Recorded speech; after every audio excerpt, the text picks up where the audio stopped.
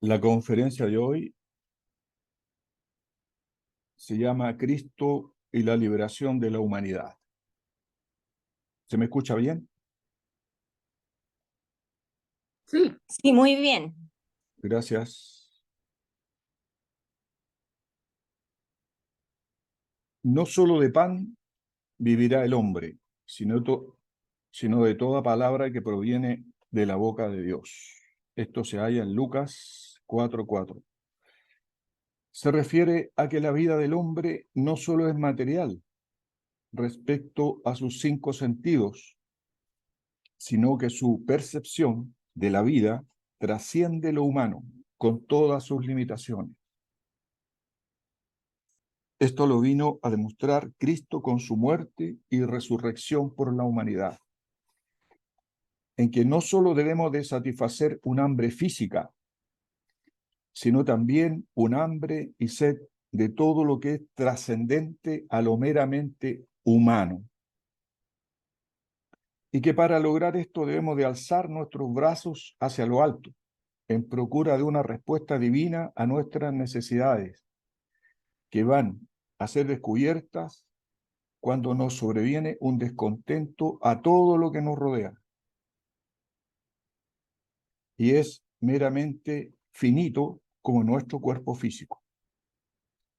Al buscar satisfacer esta necesidad de respuesta, nos queda una sola posibilidad, y es la de que en nuestro interior también mora algo que va más allá de lo terrenal. Y estas respuestas y satisfacción de percibir otras realidades que viven en forma de mundos paralelos a lo que nos rodea, nos encontraremos con la palabra inspirada por un profeta de la antigüedad que exclamó que no solo de pan viviremos, sino de toda palabra que provenga de quien no es humano,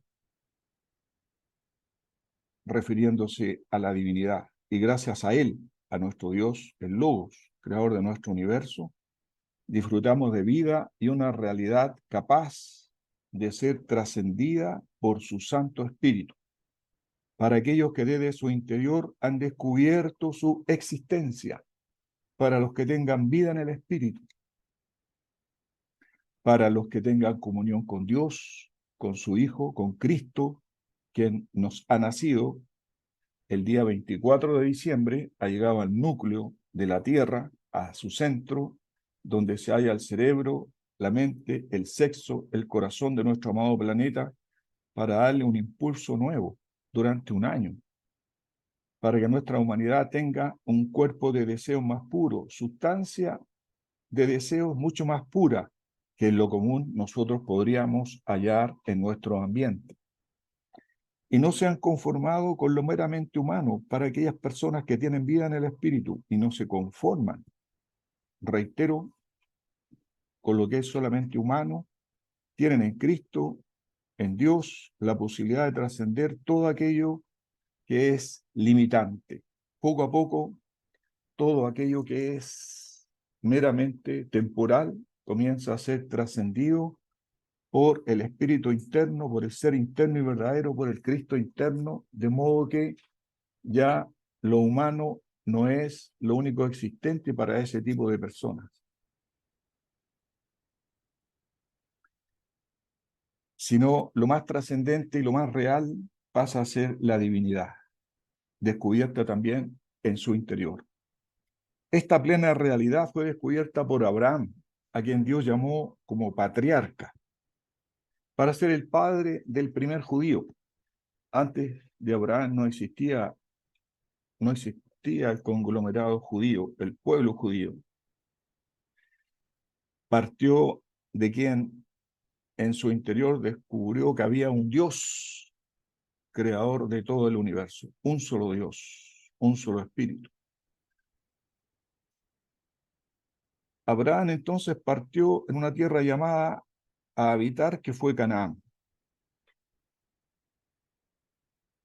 pasando a la manifestación de Cristo en nuestras vidas y en parte en el Cristo histórico que nos relata la Biblia. tendríamos que decir que en uno de los últimos momentos de compartir con sus 12 apóstoles, nuestro Redentor Jesucristo, en la última cena, al levantar el pan, les dice a sus discípulos: este es mi cuerpo, que por ustedes es entregado. Al tomar el vino, le señala: esta es mi sangre, que por ustedes será derramada. Lucas 22, 19, 20.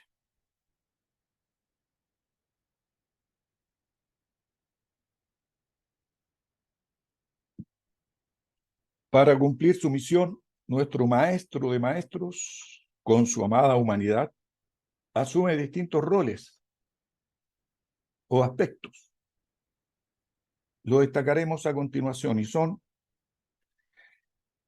se da a conocer como el Cristo cósmico, el Cristo planetario, el Cristo histórico y el Cristo místico. 4 aspectos. Vamos a analizar brevemente. Esta es una conferencia solo de 15 minutos. Algunos aspectos generales, no nada más, sin profundizar mucho en el tema, para dar por lo menos una idea de cómo Cristo nos impulsa y nos libera como humanidad. El Cristo cósmico, el inefable conocimiento de los misterios concernientes a Cristo, el verdadero Dios, es secreto. Es decir, cuál es su verdadera misión y cómo la cumple, en mérito de cada uno de los que tienen comunión con Él, de conocerla plenamente. Pero no está escrito. No está escrito ni en los evangelios, no está escrito en ningún libro sagrado, sino que el Cristo se la confiesa, se la entrega directamente, llamémosle, a los cercanos a Él, a aquellos que tienen plena comunión con Él, se las enseña directamente. Es por eso que el Señor, cuando le preguntó a sus apóstoles: ¿quién dice la gente que soy? Y los apóstoles dijeron: bueno, algunos dicen que tú eres Juan el Bautista, otros dicen que tú eres Elías, otros dicen que tú eres un profeta.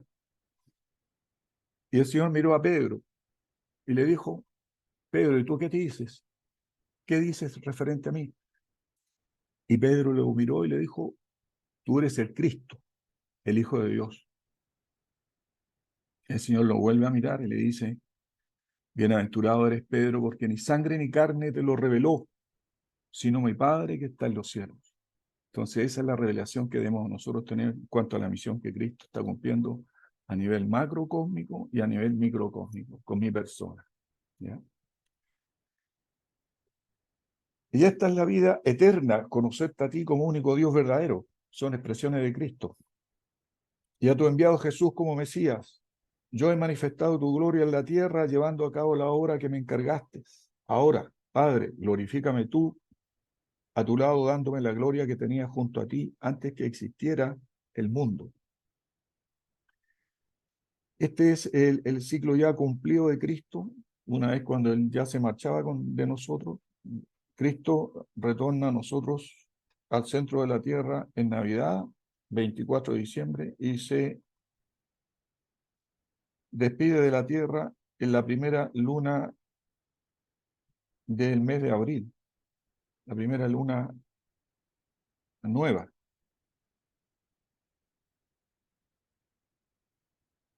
En Juan nos dice Cristo, el poder de Dios y la sabiduría de Dios. En Corintios 1:24, el verbo de Dios mostrando la grandeza del conocimiento del Padre, que solo es abarcado y conocido en toda su extensión, primero por Él.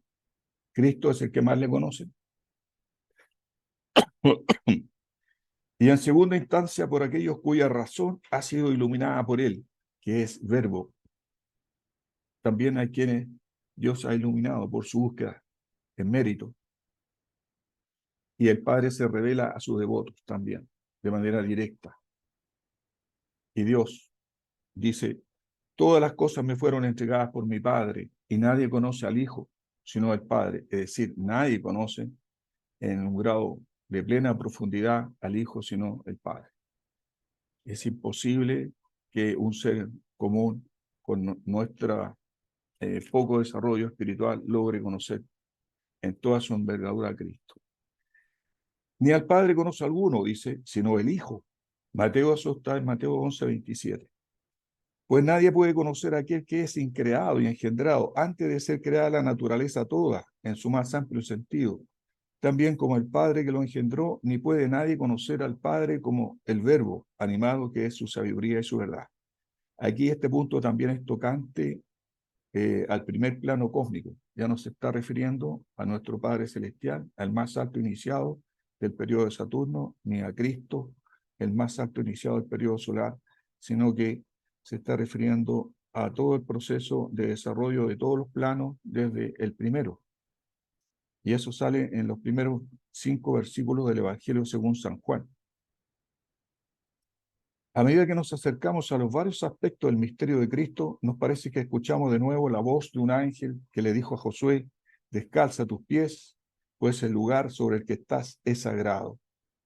Uno a poco se va dando cuenta de lo sagrado y de lo hermoso de esos momentos de comunión que cada uno tiene que tener con Cristo y también con el Padre. Nadie conoce al Padre y nadie viene al Padre si no es por mí, lo señala Cristo. Cristo le da el impulso para conocimiento del Padre, porque a Cristo le interesa que no solamente las personas tengan un conocimiento de Él, porque su reinado, el reinado para con la humanidad, va a ser entregado al Padre, porque al principio tuvimos la religión de Jehová, el Espíritu Santo, que sale en el Antiguo Testamento. Cristo vino a iniciar su ciclo cuando nació entre nosotros. Y en el momento en que la humanidad tenga la suficiente madurez, que nos falta mucho todavía, según Max Heindel, Cristo no viene ni siquiera en la era de Acuario, sino en la de Capricornio, según su opinión. Quiere decir que nos faltan más de 2000 años como para poder dar un paso más importante. El misterio de Cristo es tan sublime de importancia tal que trasciende toda definición humana. Nunca van a haber las palabras suficientes como para poder definirlo. En realidad hay que apelar nada más que al corazón. Por eso nuestra fraternidad también tiene una frase que dice: prefiero sentir el amor antes que definirlo. Es decir, es preferible sentirlo. Son tan profundos sus significados que no pueden ser expresados con meras palabras. Imposible. Ni siquiera decirle: Señor, yo te amo. Sino que en silencio sentir que el corazón está amando a Cristo, que está amando al Padre. Tan solo pueden ser percibidos en el silencio de la contemplación espiritual. Hay que llegar a ese nivel. Todas las religiones reconocen la naturaleza trina de la deidad. En el cristianismo la constituyen el Padre, el Hijo y el Espíritu Santo. A esta Trinidad los rosacruces le asignan los siguientes atributos: el poder, el Padre, el Verbo, al Hijo, el Cristo cósmico, el movimiento al Espíritu Santo. Son 3 colores primarios: el azul, el Padre; el amarillo, Cristo; y el rojo, el Espíritu Santo. En relación con su visión en la isla de Patmos, Juan, el revelador, dice: vi el cielo abierto. Sus ojos eran como llamas de fuego y lo llaman palabra de Dios. Eso está en Apocalipsis 19, 11, 13. En los versículos iniciales, su evangelio Juan describe con frases portadoras de una potencia vital creadora, raramente sospechada por el lector corriente o por el que escucha sus palabras. En el principio era el Verbo y el Verbo era con Dios y el Verbo era Dios. Al principio ya estaba con Dios, por él fueron hechas todas las cosas y nada de lo que ha sido hecho se hizo sin él.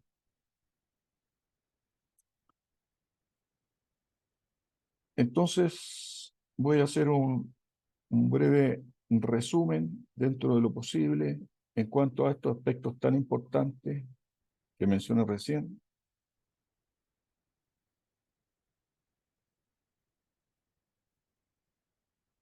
Tenemos un Cristo cósmico, un Cristo místico también, un Cristo histórico, un Cristo planetario. Nos vamos a centrar en el Cristo cósmico, más allá en el Cristo místico. El Cristo histórico es lo que muchas veces hemos nosotros destacado, ese aspecto a nivel de la palabra de Dios, como cuando se nos dice, nuestro Señor en los últimos tiempos, abarcando todas las cosas dentro de sí, viene a nosotros no como podría venir, sino como nosotros somos capaces de contemplarlo. Es decir, Jesús tuvo que nacer de un niño, como un niño pequeño, como un bebé. Pero nosotros no hubiéramos podido soportar la grandeza de su gloria si Él viene en espíritu. No habríamos podido soportarlo. Era demasiado el poder que traía. De hecho, el único cuerpo que fue capaz de resistir a Cristo después del bautismo fue el cuerpo de Jesús de Nazaret, quien lo entregó cuando Juan le bautizaba, el cuerpo a Cristo. Jesús nació de la estirpe de David según la carne, epístola a los Romanos 1:3, y como hijo de Dios en cuanto a su primera esencia. Nos vamos a ir desplazando, entonces ya dimos un breve repaso a lo que es el nacimiento de Cristo, de dónde proviene. Respecto a la natividad, en el comienzo de la evolución humana, relatada bíblicamente en la historia de Adán y Eva, la raza humana cayó bajo la influencia de los espíritus luciferes y dejó de poder vivir en los planos etéricos o jardín del Edén. Un descenso en su tasa vibratoria la proyectó a la condición material densa aún existente, bajo la cual el hombre quedó sometido a los sentidos y sus consiguientes limitaciones y dolor. Hubo, sin embargo, algunos seres humanos que no sucumbieron a las tentaciones de los luciferes, sino que permanecieron como ángeles puros. Entre ellos estaban esos espíritus sublimes que conocemos como el Maestro Jesús y su perfecta Madre, la bendita María. ¿Ya? Nos vamos a referir al Cristo cósmico, digo, al Cristo místico.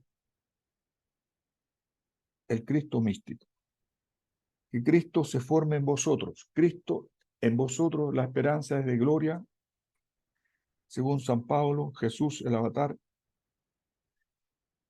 dijo a sus seguidores cómo y qué debían hacer para seguir su camino, de modo que pudiesen llegar a ser como Él. Él nació para que nosotros fuéramos como Él. Esa es la meta. Obviamente que en una encarnación no lo vamos a lograr. Imposible. Tendrán que ser varias encarnaciones, mediante las cuales nosotros tenemos que irnos acercando a Él. Y varios intentos harán el logro. Según Max Heindel, el único fracaso consiste en dejar de perseverar. Así que tenemos que irlo persiguiendo, siguiendo su camino. Siguiendo el camino de Cristo, Él nos dice que estará con nosotros hasta el fin del mundo. Nació para quedarse, el Señor. Su camino hay que continuarlo llevando por varias vías, de modo que pudiésemos llegar, como dije, como Él, el que estaba tan lejos como la sabiduría, Él, que estaba tan lejos como la sabiduría y el poder, pues en el corazón de cada ser humano hay una divinidad, su propio Dios interno, que los cristianos en un cambio místico de mentalidad llaman el Cristo inmanente. Nuestras doctrinas nos hablan de una larga línea de tales maestros, cada uno de los cuales se hizo uno con su divinidad interna, con el Dios interior, el Cristo inmanente, el Buda íntimo, y habiéndose aunado así con su divinidad interna, alcanzaron todo el conocimiento necesario, porque ellos lo veían y por ello podían enseñar la verdad.